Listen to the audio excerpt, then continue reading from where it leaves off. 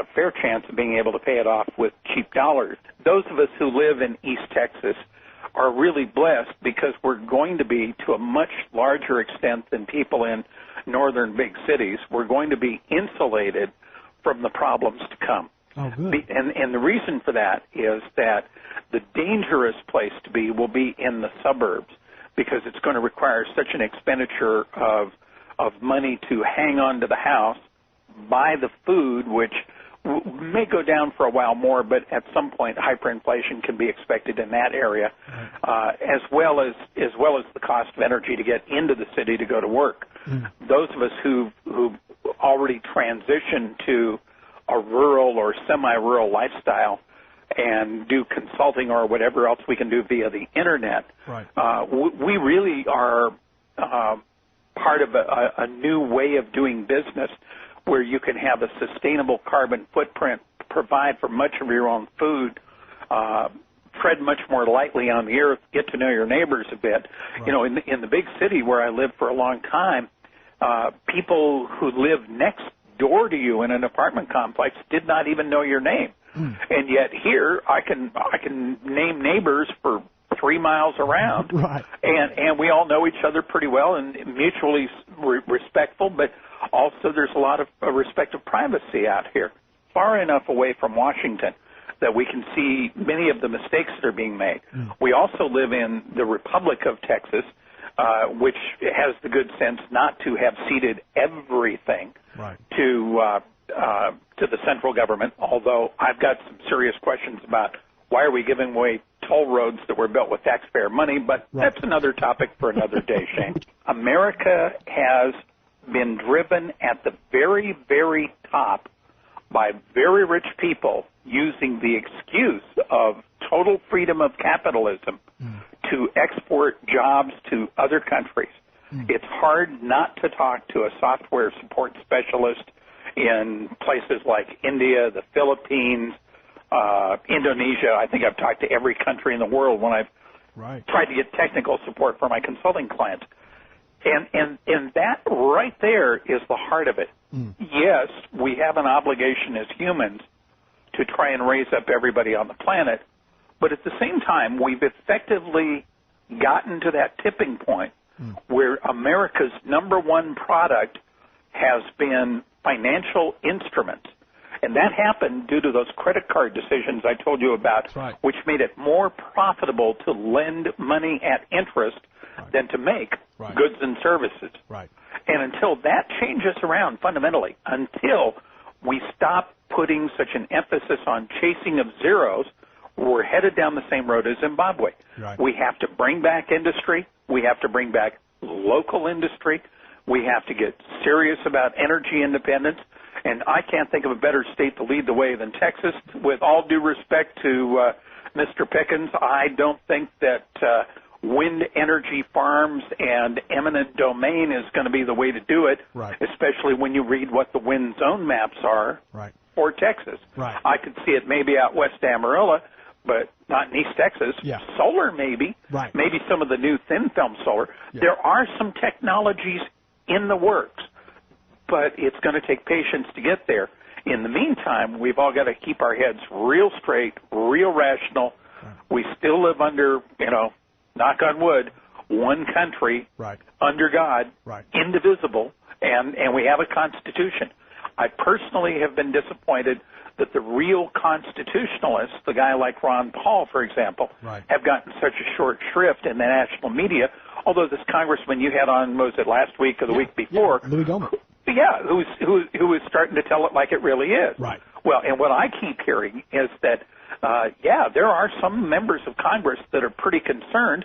On the other hand, there's quite a few that have gone to Washington poor, are now rich, and are poster boys for corporate, I don't want to say exploitation, but what do you call 34% interest rates? Theft, There's another word for it, bohica, which means bend over, here it comes again.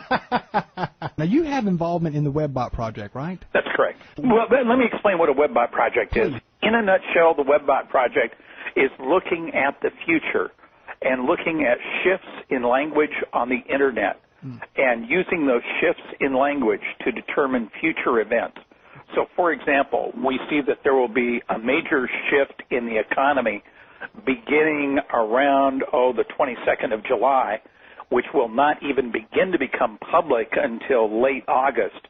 But then whatever comes as and we don't know what that shifting point is, but when that descriptor set starts to occur, we're likely to have a fall that will be something like economic collapse picking up steam, rolling downhill through about the end of October, when, by the way, I plan to have most of my money out of large national banks. Wow. And it would not surprise us to see Israel finally get around to attacking Iran about the 25th or so of October, and then linguistically the markets to fall further apart on that bad news. Wow. And then for there to be a plume of radioactivity hitting the upper atmosphere, circling the globe through about the first of the year, as well as the possibility, and again, it's only the possibility, but there is some potential for North Korea to throw one or more nukes at South Korea about 4 weeks after the Israeli attack on Iran.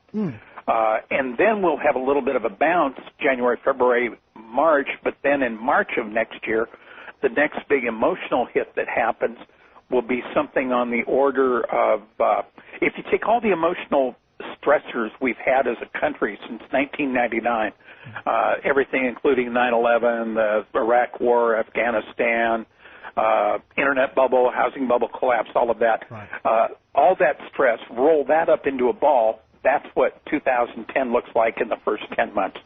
Now, George, that's scary. I know. No. I mean, it's really interesting because, from a scientific standpoint, we sit back and go, well, that certainly is an interesting outcome, Ollie.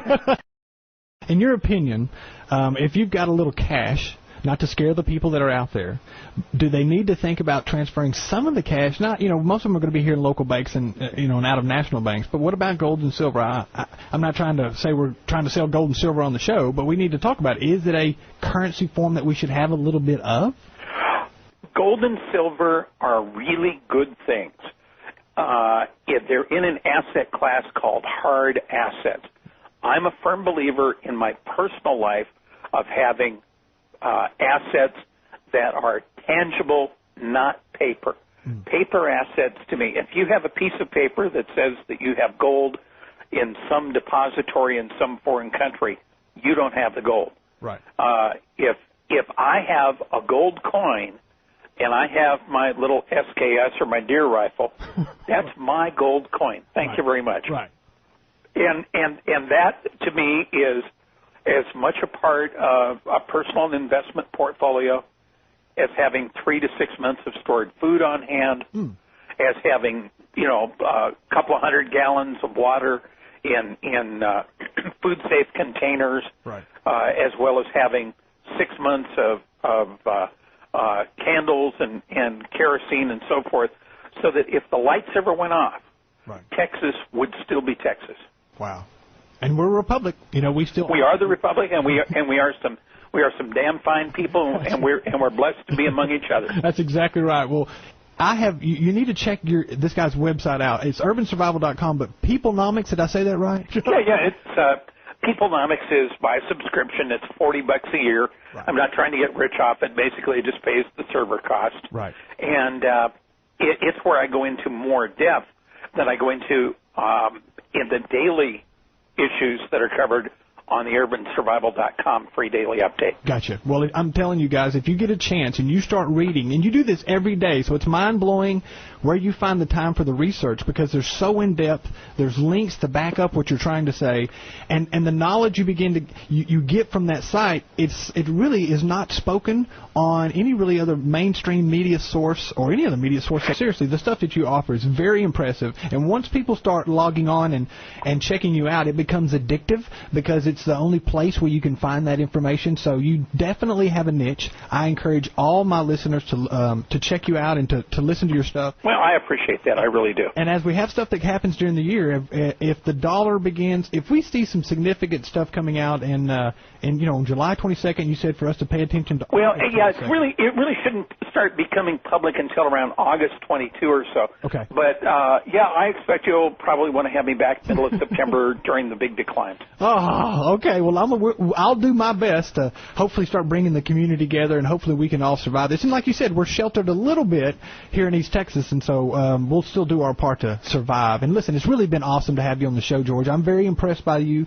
I am amazed by the accuracy. I know what you say and what some of these people are hearing for the first time seems off the wall, but I'm telling you, you know what you're talking about, and you're statistically right on the freaking money almost every single time. So that's scary, isn't it? We don't know. We figured that we publish a lot of this stuff using the predictive linguistics. Right. We always preface it by saying this is completely fictional until it gets here. Right. And we're not responsible if reality shows up as we've written it, based on a bunch of dots in model space. Right, definitely. Well, I want people to know. I mean, the predictions are like September 11th. You predicted that, the crash, the bubble, the housing bubble. It was really funny. Probably if you said what are the two best predictions that we've done, right. I would say that when I was on Coast to Coast in January 2nd of 2008 with Ian Punnett, and we predicted the October financial event that would be the equivalent of the 1932 bond crash. That was absurd to make that call 10 months in advance, wow. And yet dead to nuts on. Right. The other one that was dead to nuts on was in 2007, May of 2007, or was it 2008, the China quake. Right. We put the advisory up two days before, saying wedding quake. We had the 7.8 quake in China, and then about 2 weeks later, all those pictures of the interrupted wedding, right. The shattered temple or shattered church pictures came out. Right. And we just pretty much, Cliff and I were like, whoa. Wow, this is scary stuff. Yeah. So wait till the alien wars in 2011. We'll have you back on. We'll talk a little bit at a time. Okay. George, thank you so much. It is always a pleasure, and I look forward to talking to you real soon, my friend. No problem, Shane. My pleasure. All right, man. Take care of yourself. You got it. All right, bye-bye. Until next time, thank you guys so much for joining us on the Urban Survivalist Show. My name is Shane Richardson. I'll see you next week.